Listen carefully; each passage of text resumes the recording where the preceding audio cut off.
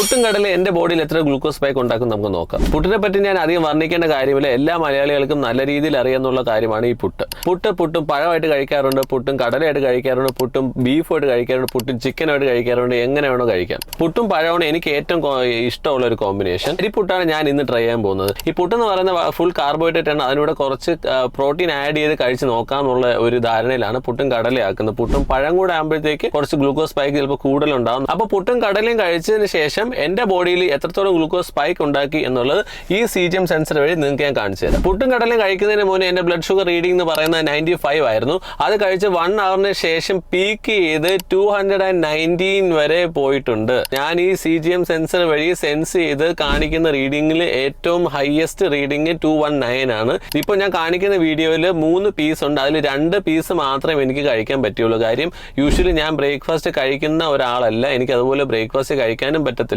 ഒരു കുറ്റി പുട്ടെന്ന് പറഞ്ഞാൽ ഒരുപാട് കൂടുതലായിരുന്നു എനിക്ക്. അതുകൊണ്ട് തന്നെ 2 പീസും ആ കാണിക്കുന്ന കടലയും ഫുള്ള് ഞാൻ കഴിച്ചായിരുന്നു. മൂന്നാമത് ആ ചെറിയ പീസിന് കഴിക്കാൻ പറ്റിയില്ല. എന്നിട്ട് കൂടിയും ഇത് 219 വരെ പീക്ക് ചെയ്ത് പോയി ആഫ്റ്റർ 1 hour. പുട്ടും കടലയും കഴിച്ചു കഴിഞ്ഞാൽ എത്രത്തോളം ഗ്ലൂക്കോസ് സ്പൈക്ക് ഒരു ബോഡിയിൽ ഉണ്ടാക്കാം എന്നുള്ളതാണ് ഈ വീഡിയോയിൽ എൻ്റെ മെയിൻ ഉദ്ദേശം. അല്ലാതെ പുട്ടിനെ അവഹേളിക്കുക എന്നുള്ളതല്ല. അടുത്ത ഫുഡ് ഞാൻ ട്രൈ ചെയ്യണം എന്നുള്ളത് താഴെ കമന്റ് ചെയ്യുക.